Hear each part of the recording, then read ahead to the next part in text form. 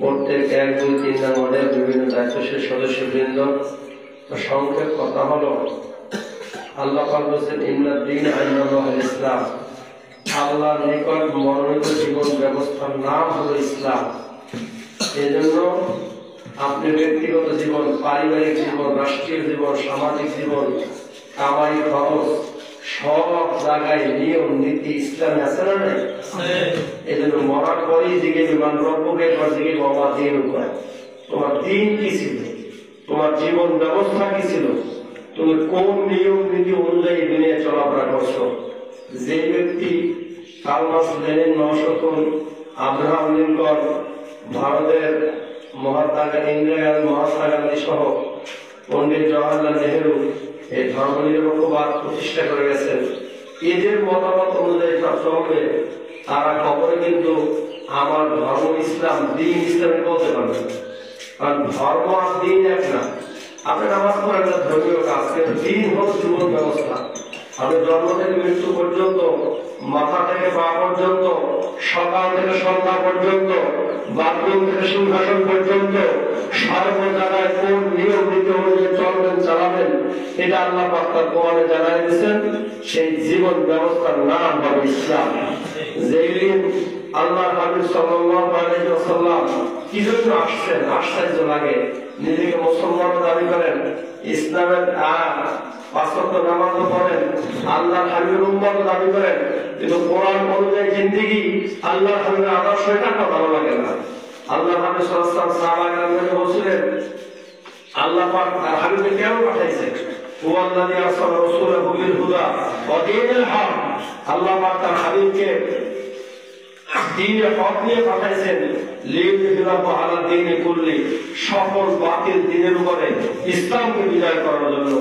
বিদায় হাতের ভাষণে আল্লাহ নবী সাহাবায়ে কেরামদেরকে সাক্ষী রাখছিলেন, হে আমার সাহাবায়ে কেরামেরা, আল্লাহ পাক যে দায়িত্ব আমার কাছে দিয়েছেন, সে দায়িত্ব আমি পূর্ণ পালন করেছি কিনা?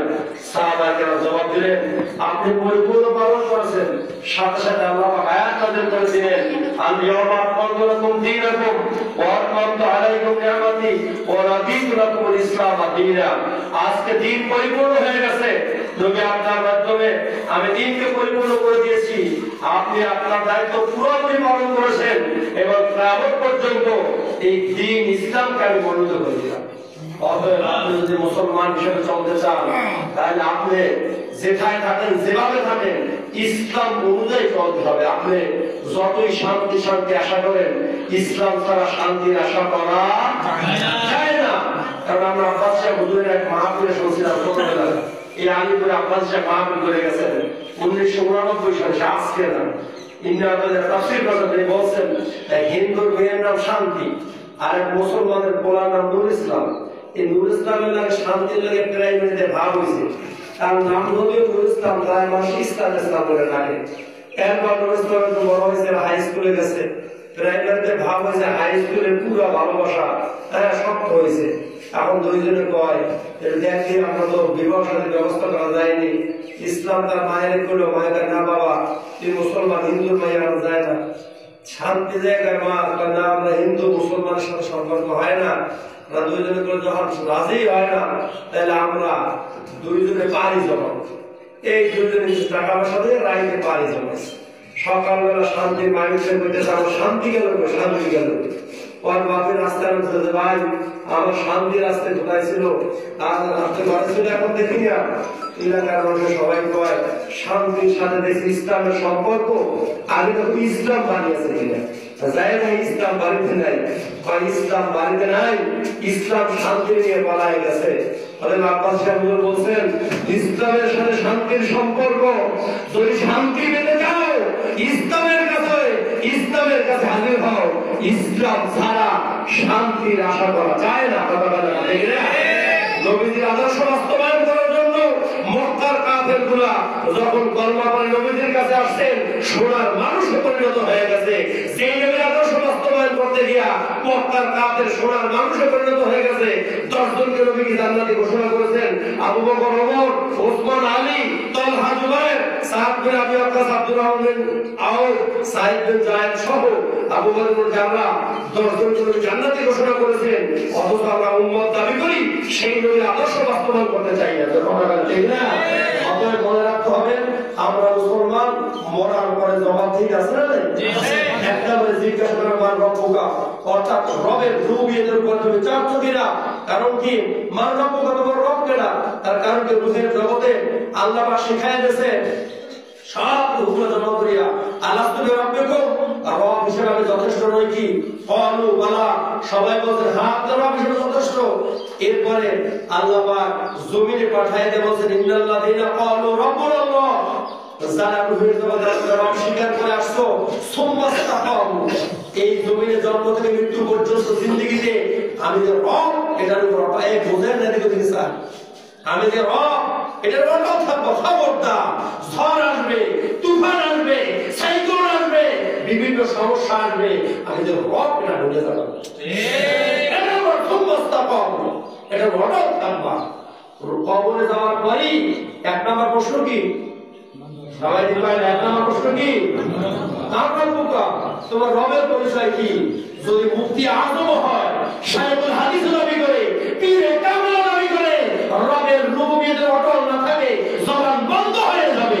আর যদি সরল হয়, ঠেলাগাড়িওয়ালা হয়, মাটি দেখতে হরিণও হয়, দিন মজুর হয়, জবান থেকে টাস টাস করে বের হয়ে যাবে রব্বি আল্লাহ। কথা বলে না ঠিক না? আমাদের সব দেশে বলছে যে মরার পরই কবরে বসাটা বিসমিল্লাহি ওয়া আলা মিল্লাতি রাসূলিল্লাহ, আল্লাহর নামে নবীজির দলে শোয়া গেলাম। আসলে নবীজির দল করছে কিনা এটা আল্লাহ জানে না, এই কথা বলে না, জানে না। মিথ্যা সাক্ষীতে কাজ হবে না। উম্মতে মুহাম্মাদি নবীজির উম্মত দাবি করার পরে আল্লাহ তাআলার মতবাদ দিয়ে চলে, আব্রাহাম লিঙ্কন প্রতিষ্ঠিত গণতন্ত্রের মতবাদ দিয়ে চলে, এই ভারতের পণ্ডিত জওহরলাল নেহরু প্রতিষ্ঠিত ধর্মনিরপেক্ষ মতবাদ দিয়ে চলে, হবে না, হবে না। কবরে যাওয়ার পরে আল্লাহ পাক জিজ্ঞাসা করবে, হে মিল্লাতা বিসমিল্লাহি ওয়া আলা মিল্লাতি রাসূলিল্লাহ, আল্লাহর নামে রাসূলের দলে শোয়া গেলাম, তুই কোন দল করছ আমি আল্লাহ জানি না। এই কথা কেন আল্লাহ জানে না? দুনিয়ায় কয়দিন থাকবা, দেখতে না দেখতে টুক করে কবরে পড়ে যাবা, ধরা খেয়ে যাবা। কথা কেন? কারণ দুনিয়া হলো অস্থায়ী অশান্তির জায়গা, এখানে কিছুদিনের জন্য অশান্তি। জান্নাত আখিরাত হলো স্থায়ী শান্তির জায়গা। কথা কেন? ঠিক না? দুনিয়ায় কষ্ট যতই হোক না কেন, একদিন না একদিন মৃত্যু হয়ে যাবে। আখিরাতে কষ্ট শুরু হবে, মৃত্যু নেই। আখিরাতে মৃত্যু আছে, মরার পরে আর মৃত্যু আছে? এখানে যত কষ্ট হোক, সর্বশেষ মৃত্যু নামে একটা জিনিস আছে। মৃত্যু আছে, শেষ। আখিরাতে কি নাই? মৃত্যু নাই। যন্ত্রণা তো যন্ত্রণা, আযাব তো আযাব, গজব তো গজব, অন্যায় নির্যাতন শুরু তো শুরু, আর শেষ নাই। আর যদি জান্নাত হলো স্থায়ী শান্তির জায়গা, জান্নাত কি? যেখানে শান্তি শুরু হবে, অশান্তি আর কোনো দিন তবে আসবে না।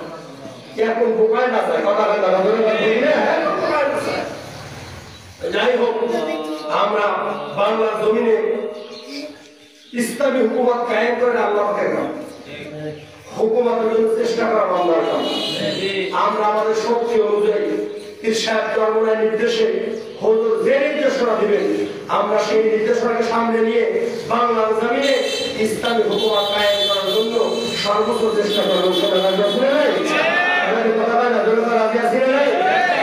জানেন তো না, এখন বড় মাস্তান দেখা যায়, এখন বড় বড় নেতা দেখা যায়, এখন কত বড় ইউনিয়ন দেখা যায়।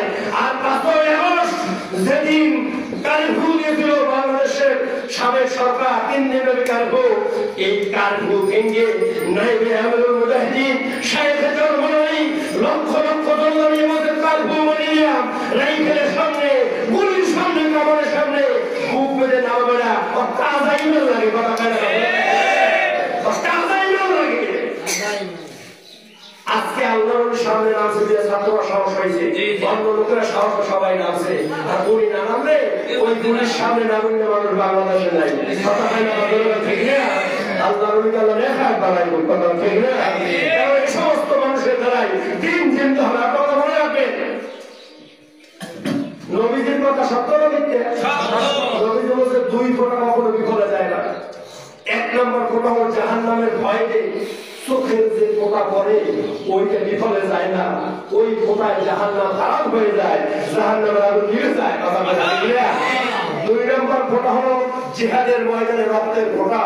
যেদিন বরিশালে রক্তের ফোঁটা ধরেছে, ওই ফোঁটা জমিয়ে পড়ার সাথে সাথে ওখানে ইসলামের গান জন্ম হয়ে গেছে। এই বাংলার জমিনে ওই রক্তের ফোঁটা বিফল যাবে না। ওই রক্তের ফোঁটার বিনিময়ে বাংলার জমিনে ইসলামের হুকুমত কায়েম হবে ইনশাআল্লাহ। ঠেকানোর কোনো সুযোগ নাই। রক্তের ফোঁটা ধরেছে, নবীদের কথা বিফল যাবে না। কথা বললাম সত্য বললাম না মিথ্যা বললাম? ওই আমরা যখন এই নির্বাচনে জনসভায় কিছু জায়গায় মনে আছে কারাবাড়ি ক্যাসিও মানুষ কম, ক্যাসি কম না, কেউ আয়না করে, কিন্তু আমরা ভোট কিন্তু হেরালে 400 বেশি, আমরা বলছি 600-7 ভোট হেরা হয়েছে 215। যাই হোক, মানুষ ইসলামকে ভালোবাসে। কথা বল না, মুসলমান ইসলাম চাই কি চায় না? সবাই ইসলামের জন্য চাই কি চাই না? অতএব আমরা আমাদের শক্তি অনুযায়ী চেষ্টা করবো, কি পারবো না ইনশাআল্লাহ? আল্লাহ আমাদের সকলকে তৌফিক দান করুন। অনেকে রোজা রাখছেন, ইফতারি করবেন, এজন্য আমি অল্প সময় সংক্ষেপ শেষ করে দিছি। তো আমাদের কমিটি হয়েছে না